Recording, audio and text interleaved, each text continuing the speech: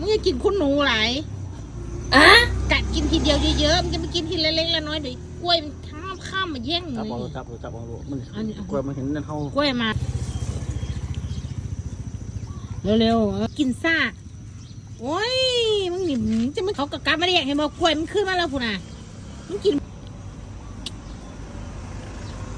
ไปกินคุณหนูโคตรเสือเอ้ย